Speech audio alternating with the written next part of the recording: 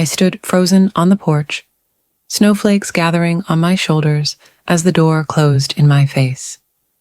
The Christmas wreath, with its cheery red bow, swayed in the December wind, mocking my shattered hopes. My son's words hung in the air between us, sharp as icicles. My wife doesn't want strangers at our Christmas dinner. Strangers. The word pierced my heart like a shard of ice, after 36 hours of labor bringing him into this world. After raising him alone for decades, working 3 jobs to keep food on our table and opportunities in his reach. After 49 years of being his mother, I was now a stranger. The temperature had dropped since sunset, but I barely felt the cold. My body had gone numb, though my eyes burned with tears I refused to shed.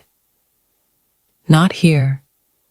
Not where they might see through the frosted glass panels flanking their elegant front door.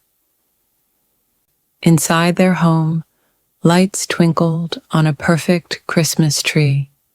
I could see it through the window, ornaments that probably cost more than my monthly pension, perfectly arranged on branches that looked almost too symmetrical to be real. Presents wrapped in matching paper were stacked precisely underneath. A family tableau worthy of a magazine spread. My weathered suitcase sat at my feet, stuffed with carefully chosen gifts I'd spent months selecting. A handmade quilt for my granddaughter, Emma. A model train set for little James, the grandson who wouldn't recognize me if we passed on the street. Children I'd never been allowed to hold. Music drifted through the closed door, silent night, playing softly inside their warm home as I stood shivering outside. The bitter irony wasn't lost on me. My watch read 11:42 p.m. Christmas Eve was almost over. I'd traveled across the country for this moment, endured flight delays and holiday crowds, all because Ryan had finally called after 4 years of silence. "We'll see you at Christmas, Mom," he'd promised, his voice warm with what I'd foolishly believed was genuine longing. For weeks, I'd lived on that promise, marking calendar days, feeling hope bloom in my chest for the first time in years. I'd rehearsed conversations, practiced pleasant small talk that wouldn't upset Nicole.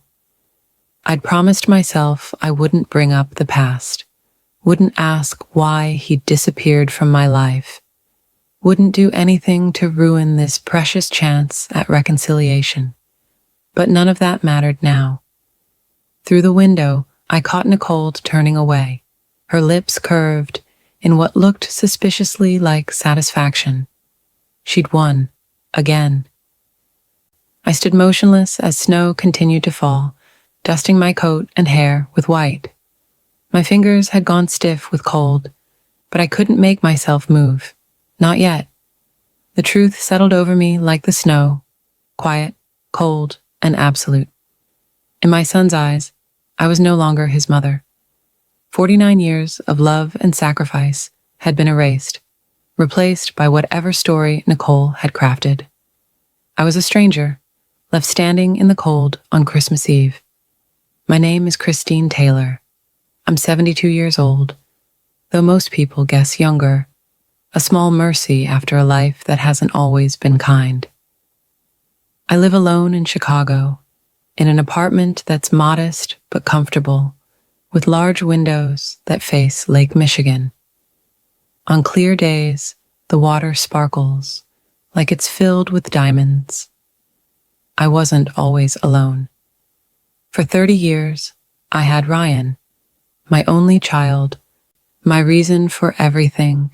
I remember the day he was born, February 12th, a bitter cold Tuesday, when the hospital heating system had broken down. 36 hours of labor in a freezing delivery room, but when they placed him in my arms, warm and solid and real, nothing else mattered. His father lasted 8 years, before deciding family life wasn't for him. He left on a Sunday morning while Ryan and I were at church. Just packed his things and disappeared, leaving nothing but a note on the kitchen counter and a half-empty closet. Ryan took it hard. For months, he would sit by the window after school, watching for his father's car. I'd find him there as the streetlights came on, small face pressed against the glass, breath making fog circles that expanded and contracted with each exhale. I'd pull him away gently, help him with homework, try to fill the emptiness with my own love. Eventually, he stopped looking out the window. I worked 3 jobs those first few years: receptionist during the day, waitressing evenings, bookkeeping for small businesses on weekends. Ryan learned independence early, letting himself into the apartment after school, heating up the meals I'd prepared before leaving for my evening shift.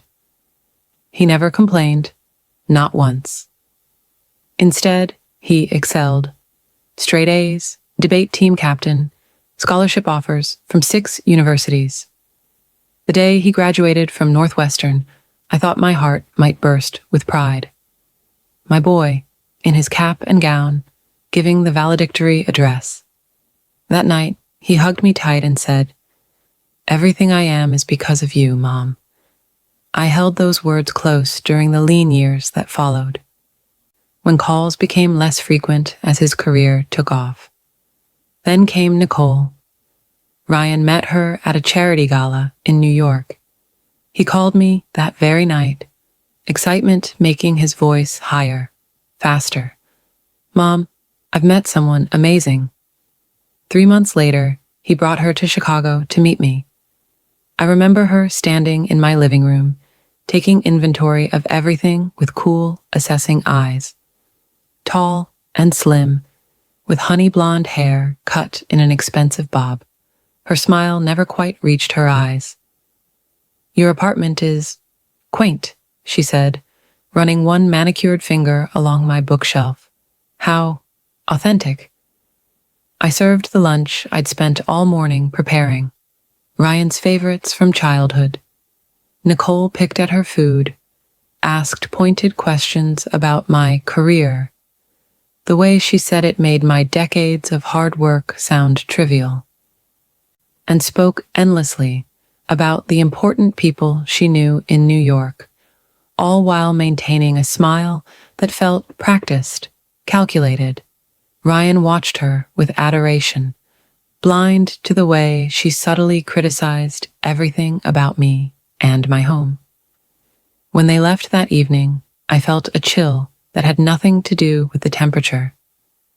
They married 6 months later, a lavish ceremony at the Plaza Hotel. I wore a blue dress I'd saved for months to afford. Nicole's mother looked me up and down at the reception and murmured to her friend, "The help cleans up surprisingly well." I pretended not to hear. After the wedding, Ryan's calls became less frequent. When he did call, Nicole was always there, on speakerphone, interjecting, correcting his memories of our shared past. "That's not what happened, honey," she'd say, with a light laugh. "You've always misremembered that story." My birthday cards to Ryan went unacknowledged. Christmas gifts I sent to their New York apartment were never mentioned.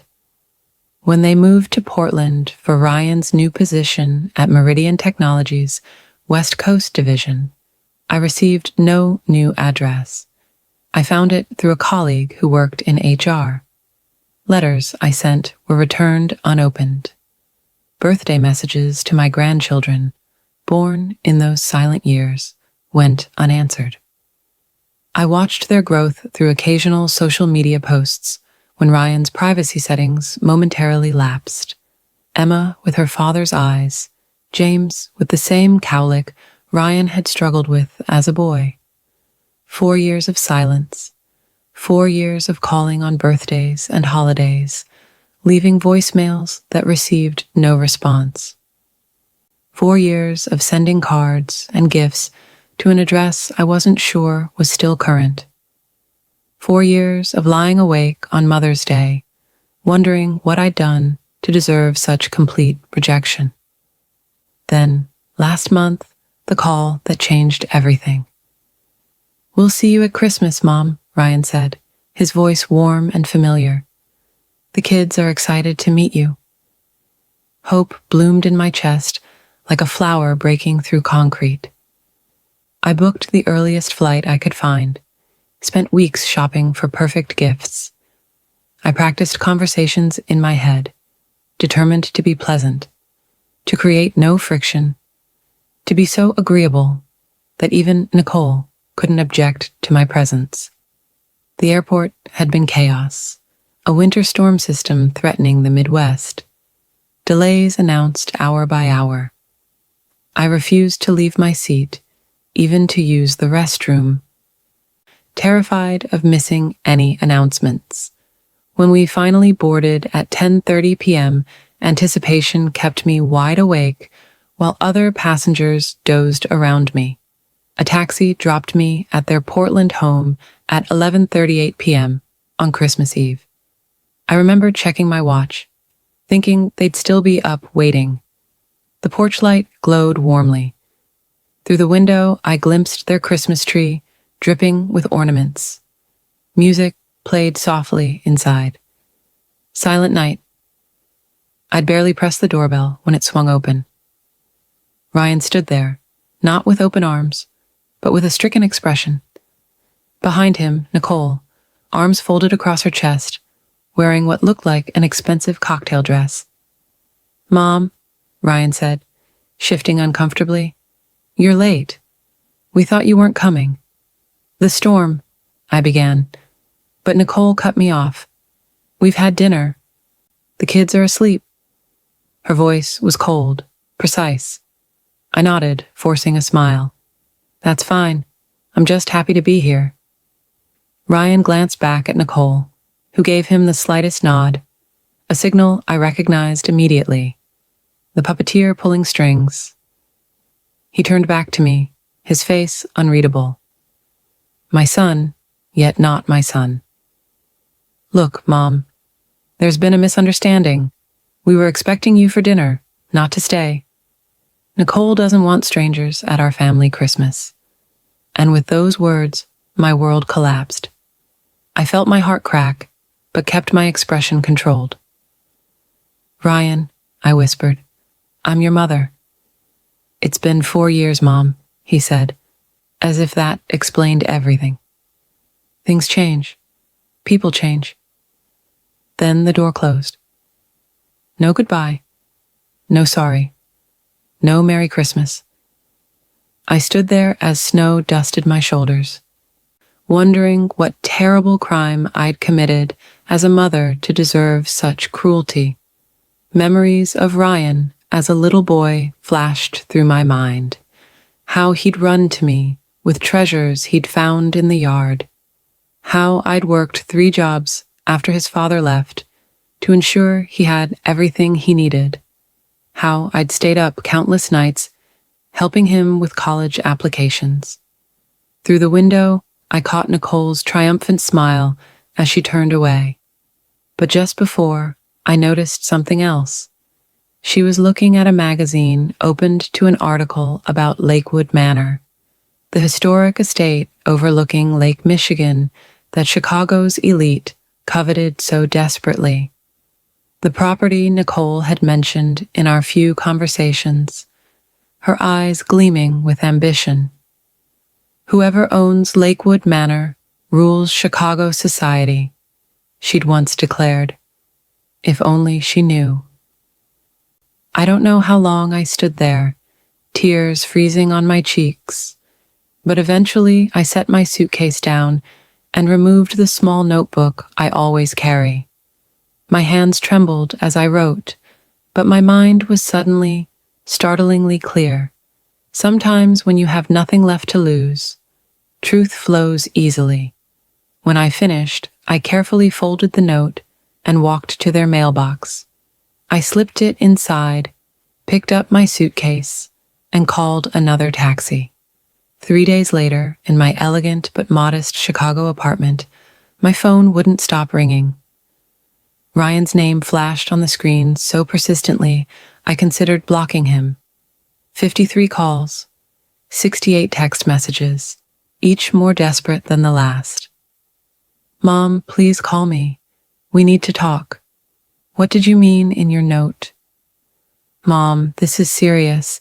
Please, Mom, I'm begging you." I watched snow fall outside my window, remembering how Ryan used to build snowmen with me.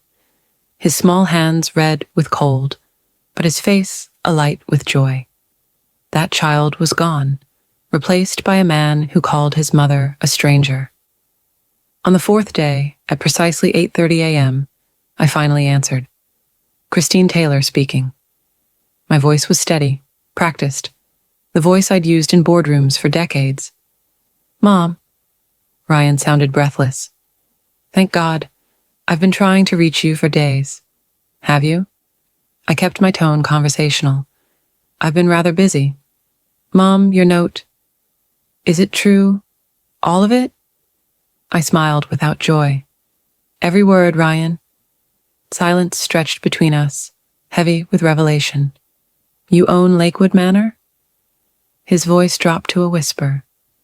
"The estate Nicole's been trying to get us invited to for years? The one that never goes on the market?" "I purchased it through my holding company in 1992, I said simply. "Your father and I planned to retire there before the divorce. Afterward, I couldn't bear to live in it, but I couldn't sell it either. Sentiment, I suppose." And the trust? $15 million? Your grandfather was prudent. He set it to mature on your 50th birthday. That's next month, February 12th, isn't it? I heard what sounded like glass breaking in the background. "Is Nicole listening?" I asked, though I already knew the answer. "Yes," Ryan admitted. "You're on speaker." "Hello, Nicole," I said pleasantly. "I assume you've read my note." Her voice came through tight with barely controlled rage. "Christine, there's clearly been a misunderstanding. Ryan and I would love for you to come back and spend Christmas with us. The children have been asking about their grandmother." I nearly laughed. Children who had never met me, asking about me. The lie was almost insulting. "That's very kind," I replied, "but I'm afraid I have other plans." "What other plans?" Ryan asked. "Mom, please, we need to talk about this face to face." "About what exactly, Ryan? About how you let your wife call me a stranger? Or about how she's been systematically sabotaging your career to keep you dependent on her family's connections?" The line went quiet. I had thrown down my final card. If you're wondering what evidence I had against Nicole that made my son go completely silent on that phone call, click the subscribe button now.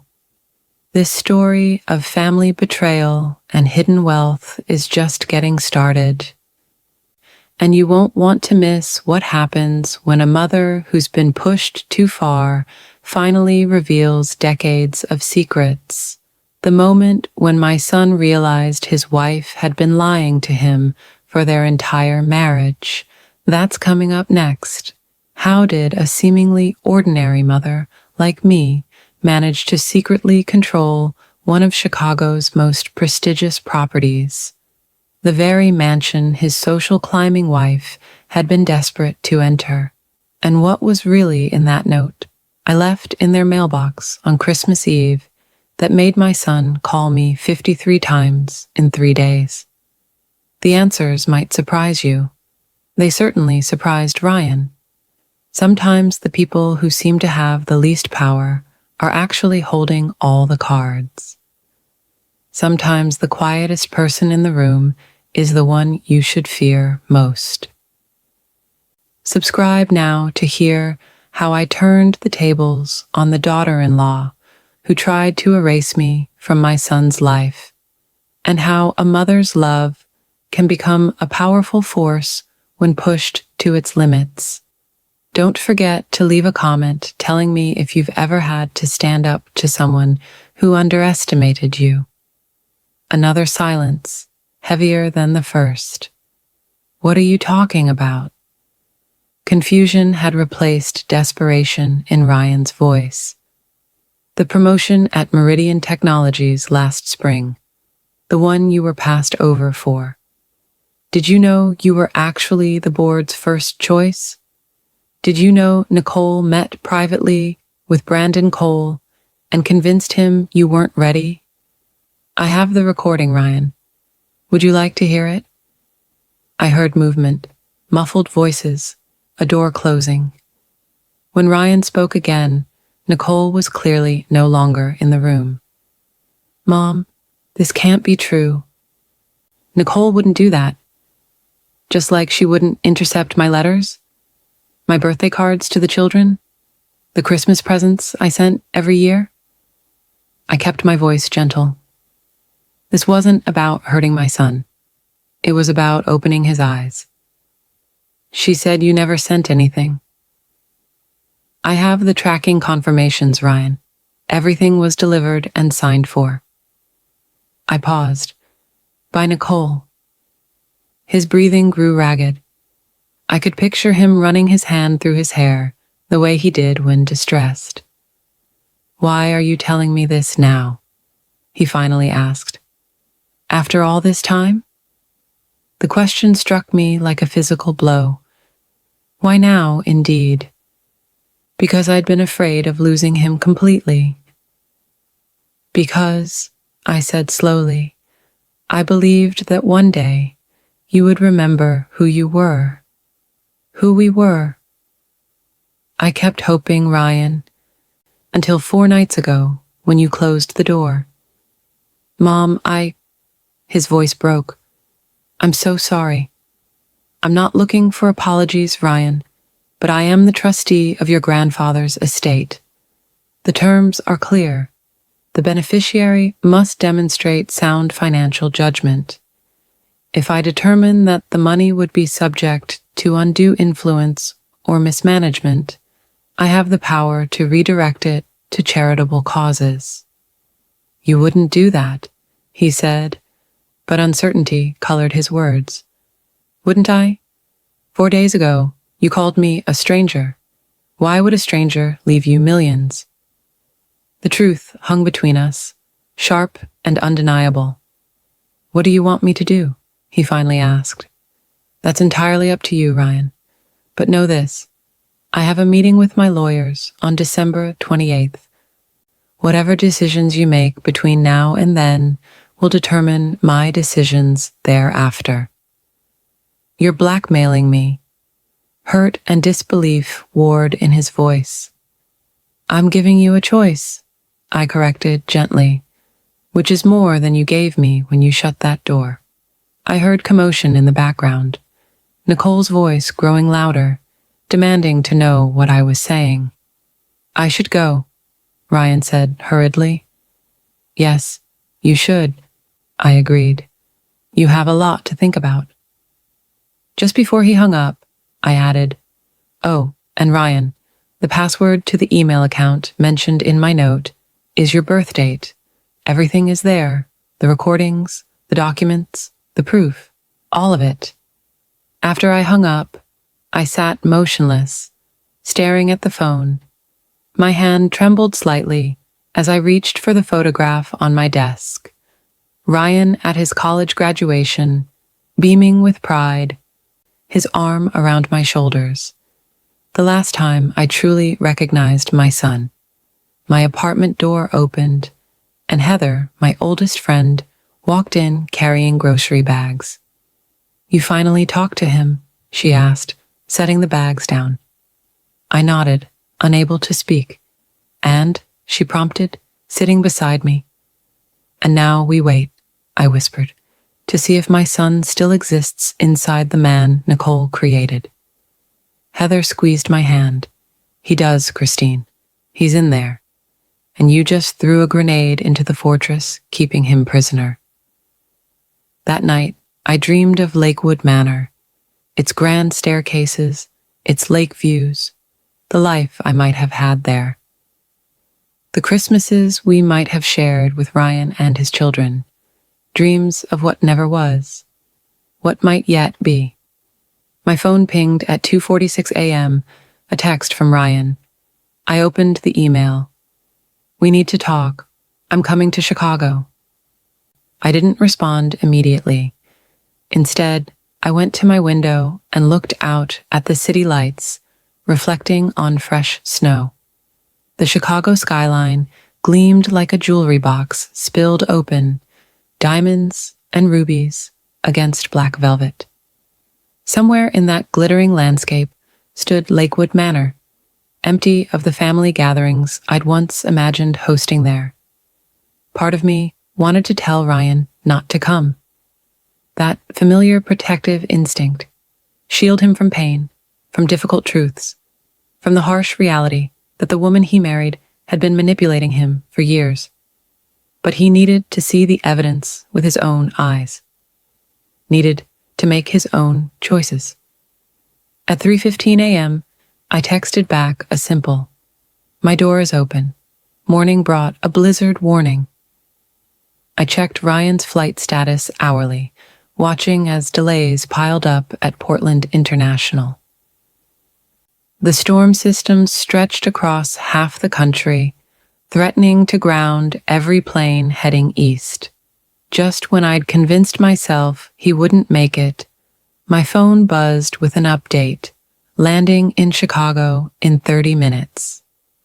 Flight was almost diverted to Detroit. I stood by my living room window, watching fat snowflakes swirl past the glass. My reflection stared back at me, silver hair neatly styled, simple pearl earrings, a cashmere sweater in deep blue. I looked like what I was, a woman who had navigated corporate boardrooms for decades without anyone knowing her name or face. A woman who had learned early that real power often lies in being underestimated. Would Ryan recognize that woman in his mother? Had he ever truly seen me? The buzzer rang just after 1 p.m. On the security camera, I saw my son standing in the building's entryway. Snowflakes melting in his dark hair, his shoulders hunched against the wind. "Fifth floor," I said into the intercom, then pressed the button to release the door. 3 minutes later, a soft knock. I opened the door to find Ryan looking haggard, exhaustion etched in the lines around his eyes. His coat was dusted with snow, his tie askew, as if he'd dressed in a hurry. "Mom," he said, the word barely audible. For a moment, we stood frozen on opposite sides of the threshold. Then, without warning, he stepped forward and wrapped his arms around me. I felt his body shaking with silent sobs. "I'm so sorry," he whispered against my hair. "I'm so sorry." I held my son for the first time in 4 years, feeling the pieces of my heart slowly beginning to mend. I made tea while Ryan composed himself. He'd declined to remove his coat immediately, as if unsure he'd be welcome to stay. Now he sat on my sofa, staring at the photographs arranged on my bookshelf. Images of him at various ages, academic awards, newspaper clippings about his career achievements. "You've kept track of everything," he said quietly. "Of course I have." I handed him a steaming cup. "You're my son." He accepted the tea with a nod of thanks. "The emails, the recordings. How did you get all this?" I sat in the armchair across from him, giving him space. "When your letters started coming back unopened, when my calls went unanswered, I knew something was wrong. Call it mother's intuition." "So you hired private investigators?" His tone wasn't accusatory, just curious. "Among other resources." I sipped my tea. The financial world opens many doors, Ryan. I needed to know you were all right. And instead, you discovered that my wife was sabotaging my career. And intercepting communications from your mother, yes. I set my cup down. The recording of Nicole with Brandon Cole came later, after you were passed over for the promotion you deserved. That's when I realized how deeply her control extended. Ryan ran a hand through his hair, a gesture so familiar it made my chest ache. I still can't believe it. She told me I wasn't ready for that position, that I needed more experience before taking on a director role. She seemed supportive, concerned about my stress levels, while simultaneously ensuring you remained in a subordinate position. I pointed out gently, a position that kept you dependent on her family's connections. He looked up sharply. How did you know about her family's connections? I make it my business to know who wields influence in Chicago. The Harringtons have fingers in many pies. That's why she was so desperate to get into Lakewood Manor events. Understanding dawned in his eyes. Old money, old power, the Chicago elite she couldn't access through her own family. Precisely. I leaned forward. Ryan, there's something you need to understand about me, about our family. That you're secretly wealthy, that you own the most exclusive estate in Chicago, that you've been on the board of my company this entire time. His laugh held no humor. What else don't I know about my own mother? Your father didn't just leave us with nothing, Ryan. That was a choice I made. His forehead creased in confusion. What do you mean? The divorce settlement was substantial. I could have given you a life of privilege, but I wanted you to develop character, work ethic, resilience. I wanted you to become a man who earned his success rather than expecting it. So you let me believe we were struggling? Let me watch you work 3 jobs? Hurt flashed across his face. I did work those jobs, Ryan, at least initially. The habits of hard work were as important for me as they were for you. Later, when the investments grew, I kept the receptionist position as a cover. The other hours I spent building the portfolio that would eventually secure your future. He stood abruptly, pacing to the window. Why didn't you tell me? The question hung in the air between us. Why hadn't I told him? The answer was complex, layered with my own fears and hopes. I was going to, I said quietly, on your 25th birthday. But then you met Nicole, and something in her eyes when she looked around our modest apartment. I recognized calculation, assessment. I've seen that look in boardrooms when someone is determining a company's value before acquisition. So you tested her. It wasn't a question. I protected you the only way I knew how, by remaining the struggling mother she believed me to be. Ryan turned to face me. And now? Why reveal everything now? Because she's already taken you from me. What more could I lose? The raw honesty in my voice surprised even me. He flinched as if I'd struck him. Mom, and because you need to see her clearly, Ryan, before she takes everything else.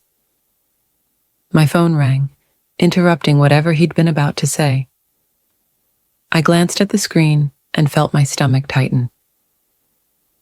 It's Nicole. Ryan's expression hardened. Let me answer. I handed him the phone. He took a deep breath before accepting the call. Hello, Nicole. His voice was controlled, neutral. Even from where I sat, I could hear her high, panicked voice. Ryan? Why are you answering your mother's phone? Where are you? I'm in Chicago. With my mother. Chicago? Her voice rose another octave. You told me you were going to New York for meetings.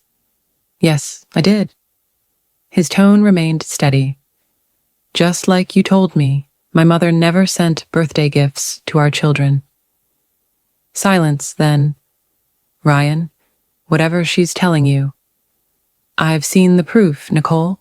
The tracking receipts, the recordings, the financial transfers from our joint account to your private one.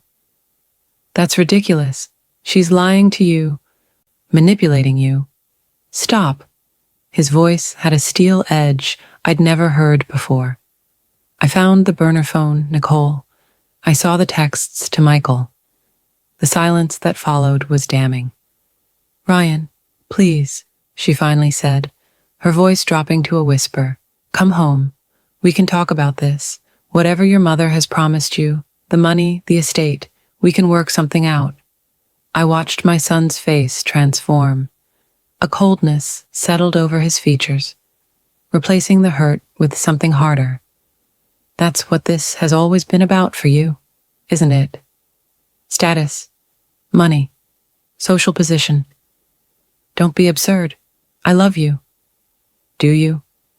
Or do you love what you thought I could give you? He glanced at me, his eyes filled with a new clarity. I'll be home tomorrow, Nicole. We have a lot to discuss. In the meantime, I suggest you call a lawyer. He ended the call and handed the phone back to me. She'll try to salvage what she can, I warned. She won't go easily. I know. Ryan sat heavily on the sofa. She'll use the children. The thought made my blood run cold. Your children need to know their grandmother. He looked up at me, determination replacing the defeat I'd seen on my doorstep.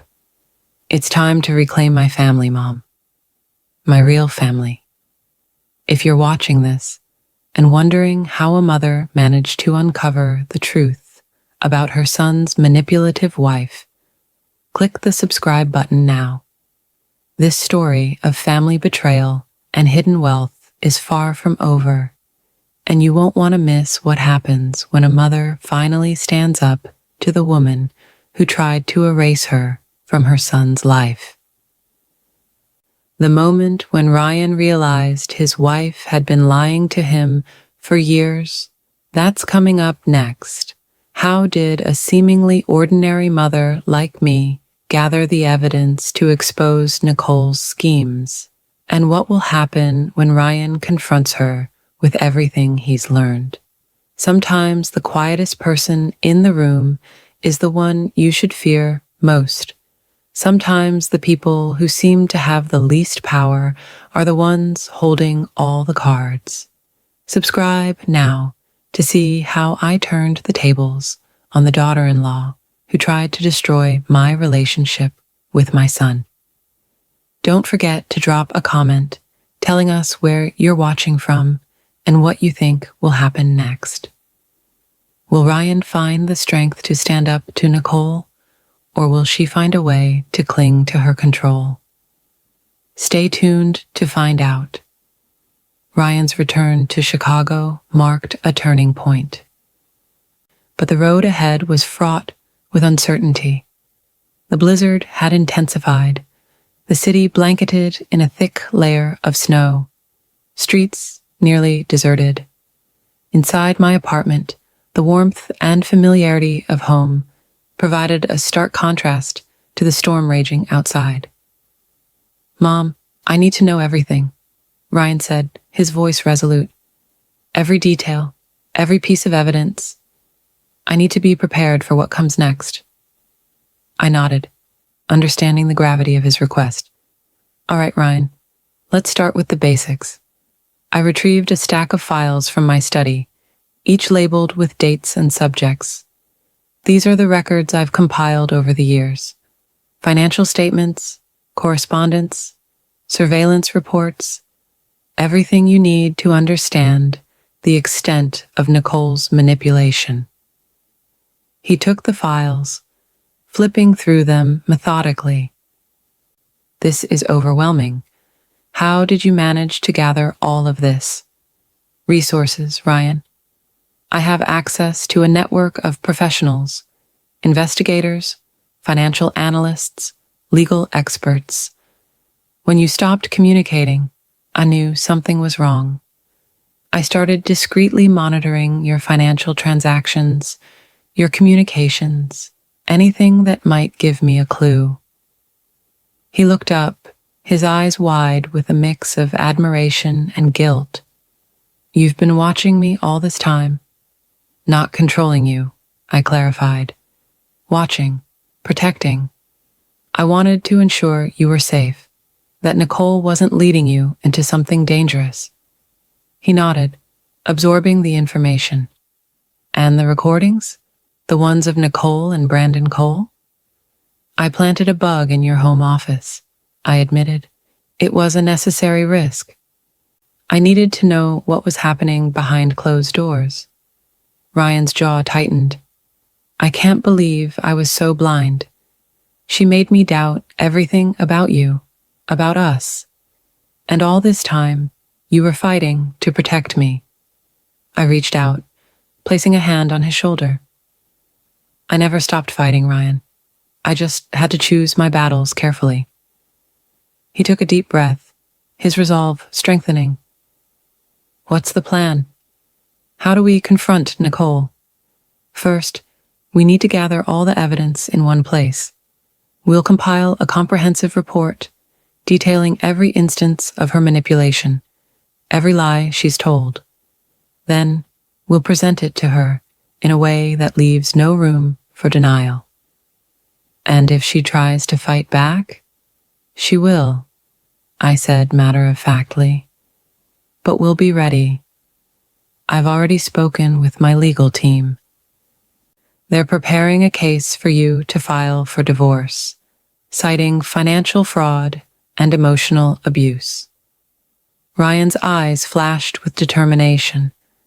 I want to do this right. I want to make sure she can't hurt anyone else. That's the right approach, I agreed. We'll also need to prepare for the fallout. Nicole has connections, and she won't go down without a fight. We need to be ready for any counterattacks. He nodded, his expression hardening. I'm ready. I've been living in a nightmare for too long. It's time to wake up. I smiled, feeling a surge of pride. I'm proud of you, Ryan. You're stronger than you realize. He stood, his posture straightening. I need to see the children, to explain everything to them. They deserve to know the truth about their grandmother. Of course, I said, rising to join him. We'll figure out the logistics. For now, let's focus on gathering the evidence and planning our next steps. Together, we began the meticulous process of organizing the files, cross-referencing dates, and compiling a timeline of Nicole's actions. Each piece of evidence brought us closer to the truth, closer to justice. As the afternoon wore on, the storm outside intensified, but inside my apartment, a sense of purpose and determination filled the air. Ryan and I worked side by side, united in our mission to reclaim what had been stolen from us. The clock ticked, the snow fell, and we prepared for the confrontation that would change everything. The next few days passed in a whirlwind of preparation. Ryan and I worked tirelessly, compiling every piece of evidence into a comprehensive dossier. We organized the recordings, financial records, and surveillance reports, ensuring each document was meticulously labeled and cross-referenced. The legal team I'd assembled was on standby, ready to file for divorce and initiate proceedings against Nicole for financial fraud and emotional abuse. Ryan's demeanor shifted as the weight of the evidence sank in. The defeated, uncertain man who had arrived in Chicago was transforming into a determined, focused individual. He began to see the patterns of manipulation and control that had defined his marriage, and the realization fueled his resolve. On the morning of December 28th, the day before my scheduled meeting with my lawyers, Ryan and I sat in my living room, reviewing the final details of our plan. The storm had cleared, leaving a crisp, clear sky and a city blanketed in pristine snow. The world outside seemed peaceful, but inside, a storm of a different kind was brewing. "Are you sure you want to do this?" I asked, my voice steady but filled with concern. "This will be a public battle, Ryan. It will be messy, and it will hurt." He met my gaze, his eyes resolute. "I have to, Mom. For me, for the children, for you. Nicole has controlled every aspect of my life for too long. It's time to take back what's mine." I nodded, understanding the depth of his determination. "All right, let's do this."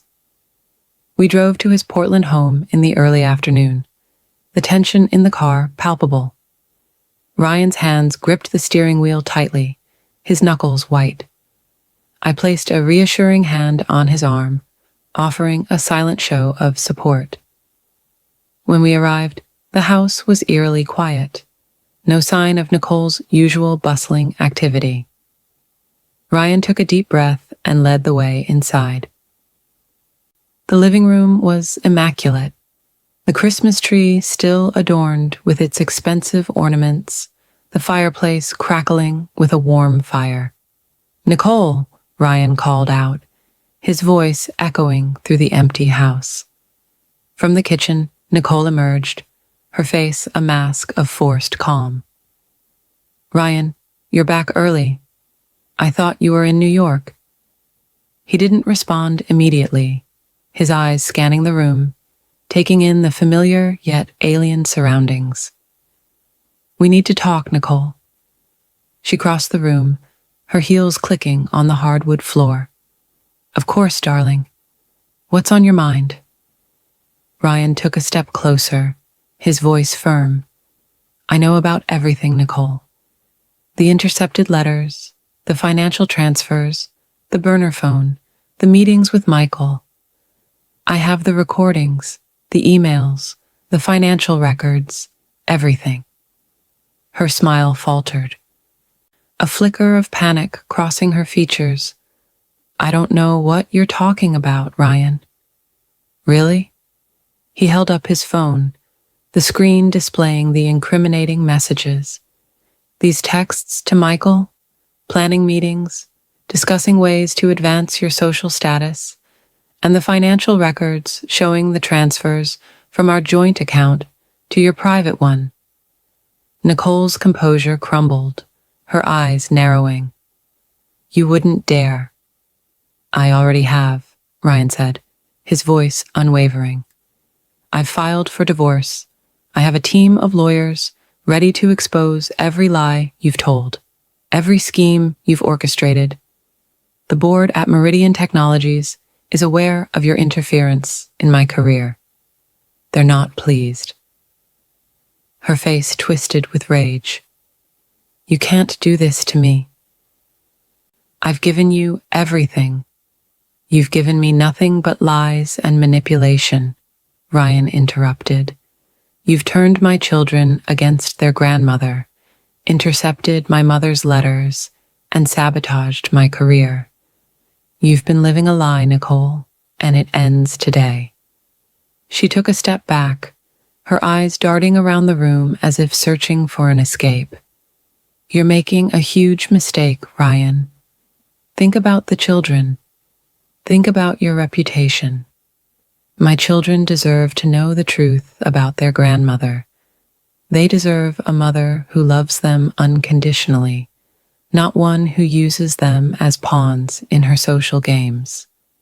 As for my reputation, I'd rather be known as a man of integrity than a puppet on your string." Nicole's face contorted with fury. "You'll regret this. I have connections, Ryan. Powerful people who owe me favors. You won't get away with this. Ryan's expression hardened. I'm not afraid of you, Nicole. I'm not afraid of your threats. I'm done living in fear, in lies. I'm done being controlled. He turned to me, his eyes filled with a mixture of gratitude and determination. Mom, I want you to meet your grandchildren. They need to know you. Tears welled in my eyes, but I kept my voice steady. I'd like that very much, Ryan. Nicole's face drained of color, her facade of control slipping away. You can't do this to me. I won't let you. Ryan's voice was calm but firm. You don't have a choice, Nicole. The game is over. It's time for the truth to come out. With that, he turned and led me to the staircase, his hand on the small of my back, guiding me up to the children's rooms. As we ascended, I felt a sense of profound relief and hope. The years of silence, the pain of rejection, the struggle to uncover the truth, all of it was leading to this moment. We reached the top of the stairs, and Ryan knocked on the door of Emma's room. A young girl, no more than 7, opened the door, her eyes wide with curiosity. Hi, Emma, Ryan said gently. There's someone I want you to meet. He stepped aside, and I saw the recognition in her eyes. Grandma? I nodded, tears streaming down my face. Yes, sweetie, I'm your grandma. Emma's face lit up with a radiant smile, and she threw her arms around me. Grandma, I've always wanted to meet you. Ryan's eyes glistened with unshed tears as he watched his daughter embrace me. I'm so sorry, Mom. I should have brought you here sooner. I hugged Emma tightly, feeling the warmth of her embrace, the love that had been denied to me for so long. It's okay, Ryan. We're here now. That's what matters. Next, we moved to James's room. The little boy, about 5 years old, looked up from his toy cars, his eyes wide with wonder. James, this is your grandma, Ryan said, his voice choked with emotion. James's face broke into a grin. Grandma, can you play with me? I knelt down, taking his small hand in mine. Of course, sweetheart. I'd love to play with you. As I played with James, I felt a deep sense of peace. The years of pain and loneliness were fading, replaced by the joy of reconnecting with my grandchildren. Ryan watched, his face a mix of relief and happiness. Later, we gathered in the living room, the family uniting for the first time in years. Emma and James chatted excitedly, asking questions about their grandmother, sharing stories of their lives. Ryan and I sat together, watching them with hearts full of love and hope. Nicole, standing apart from the group, her face pale and defeated, watched the scene unfold. The truth had finally come to light, and there was no going back.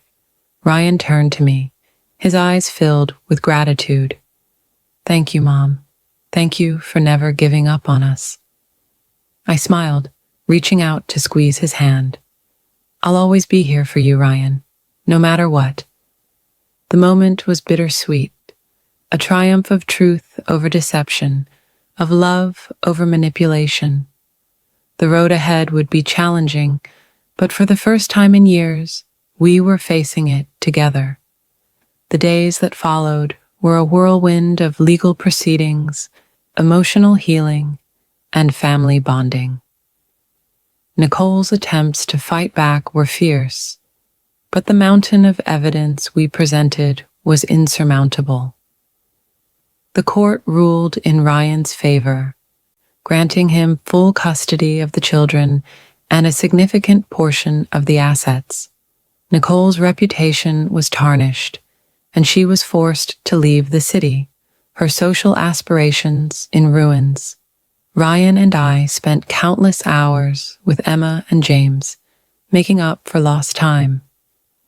We read bedtime stories, baked cookies, and built snow forts in the backyard.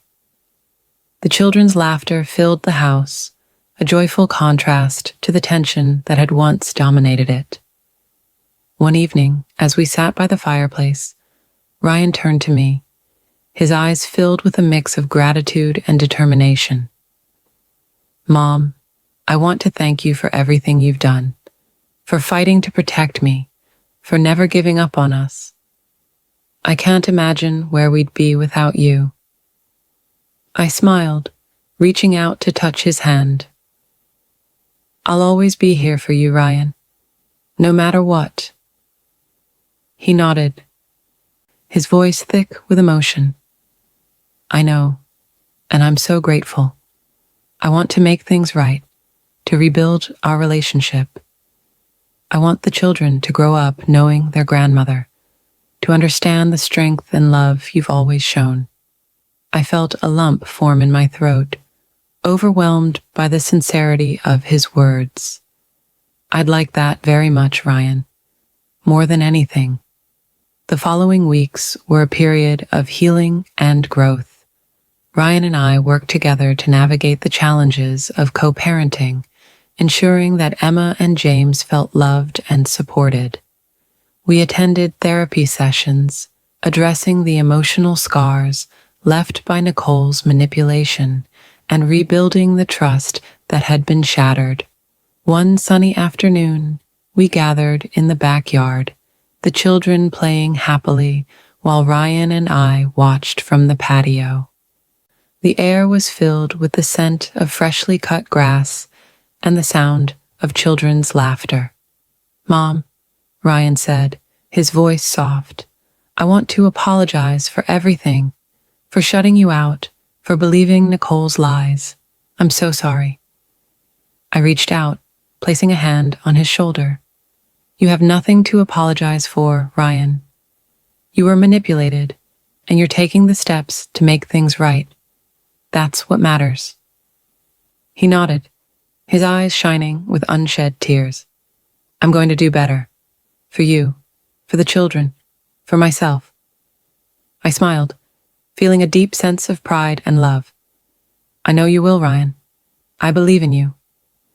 The sun dipped below the horizon, casting a warm golden glow over the yard. The children's laughter echoed through the air, a beautiful symphony of love and healing. In that moment, I knew that no matter what challenges lay ahead, we would face them together as a family. The road to recovery was long, but the bond we forged was unbreakable. We had reclaimed our lives, our relationships, and our sense of self. The future was uncertain, but one thing was clear. We were stronger together than we had ever been apart. As the sun set on that transformative day, the warmth of the fireplace and the laughter of my grandchildren filled the room. Ryan and I sat together, watching Emma and James play, their faces glowing with happiness. The air was thick with the scent of freshly baked cookies, a small but meaningful symbol of the new beginnings we were forging. Ryan turned to me, his eyes filled with a mix of gratitude and determination. "Mom, I can't thank you enough for everything you've done. You've shown me the power of truth and the strength of a mother's love. I promise to honor that every day." I smiled, reaching out to squeeze his hand. "I'm just glad to be here, Ryan.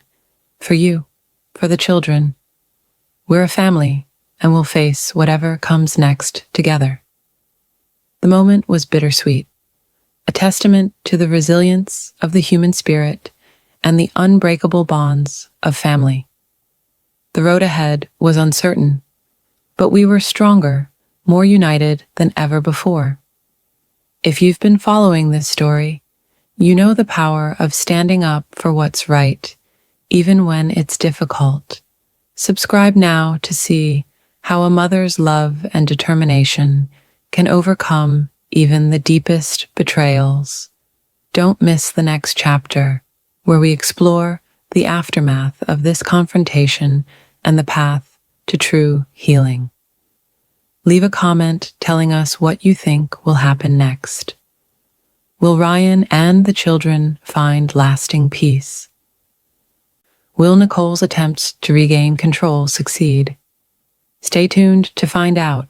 Sometimes the people who hurt us most have the most power over us. But sometimes the quietest person in the room is the one who holds all the cards. Subscribe now to see how a mother's love can turn the tide and bring a family back together.